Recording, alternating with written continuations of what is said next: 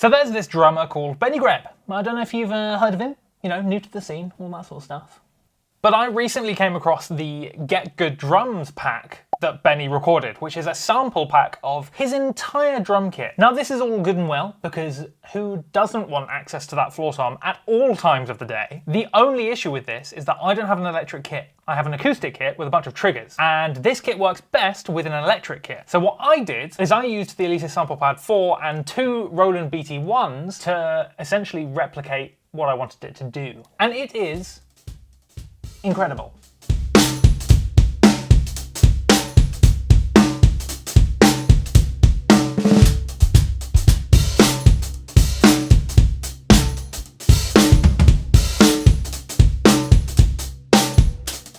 So the main brains behind this whole project is the Alesis Sample Pad 4. And the only reason is because just behind me I've got the Roland TM2 somewhere up on that shelf. And annoyingly, you can't do MIDI over USB, which is really unhelpful. So what I wanted is a really nice small module that I could hide away, put the triggers on the kit, and then job done. Now you can use something like the Roland spd-sx, and you don't even have to use triggers with it. You can actually trigger the Benny Greb signature kit with the pads on here. Like I said, I just like to hide them around and, you know, add a little bit of spice to it, if you know what I mean. So how this is gonna work is that I'm gonna USB out of here into my laptop, which is just behind me, running Logic, and then I'm also going to have my interface plugged into my laptop to record all the microphones. And for that, I'm using the Behringer X32 rack. But that being said, if you have something like the Focusrite 18020 and the spd-sx, then what you can actually do is just take a 5-pin MIDI out of the spd-sx, put it into the Focusrite, yeah, that's the right thing, and then you can just do it all through the Focusrite. You don't have to plug in 2 USBs. You can.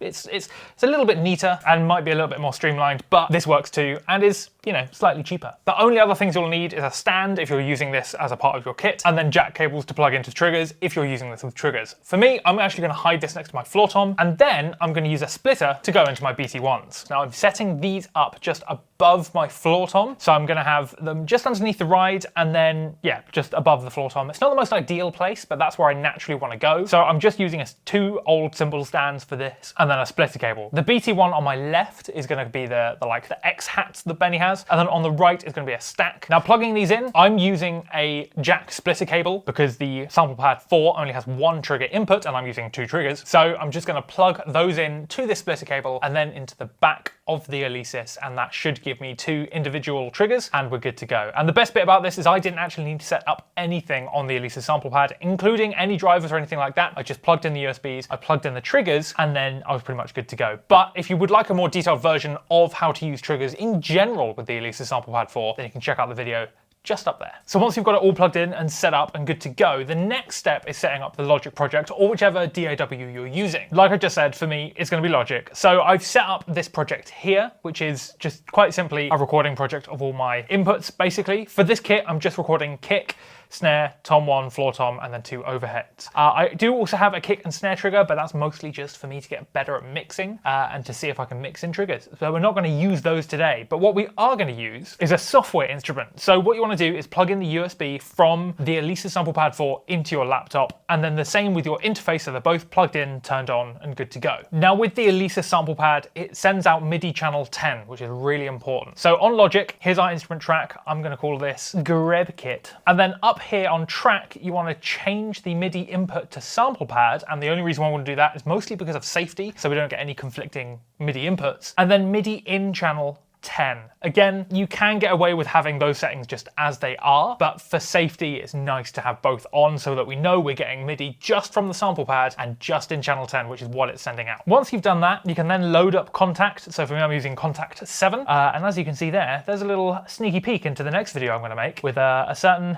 heavier player than Benny, shall we say, which I'm very excited for. But once that's loaded, we get this beautiful image of Benny's kit. And the first thing we want to do is actually hit the little I button, the info button on Contact. And then the MIDI channel here, you want to change that to port A, so that's the host, which is Logic or whichever DAW you're using, and then MIDI input channel 10. And that's basically so that Logic and Contact can talk to each other. The Alesis sample pad is sending channel 10 into Logic, Logic is inputting channel 10, and then we want Logic to tell Contact channel 10. You can see the similarities here. Channel 10, is the important thing. And this is the same if you're using any of the Roland stuff, all of that is channel 10. If you're using something different, then just see which MIDI channel that module is sending out, and then you're good to go. Like I said, if you wanna play the unsafe version, you could just have all MIDI channels, and that will probably work too. And then all we wanna do is head into settings here on the actual Get Good Drums Benny Greb thing. And then for me, I want the stack and the crasher, which is this one.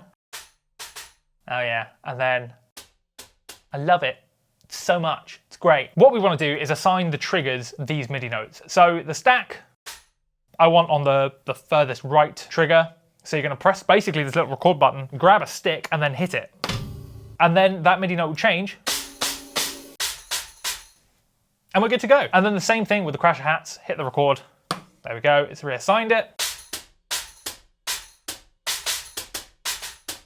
That's quite simply as easy as that. So now, not only can we do that to any part of this whole kit, so Benny's entire kit you can map, we can now add as many inputs, triggers as you'd like on the kit. So the next part is quite simply just playing it.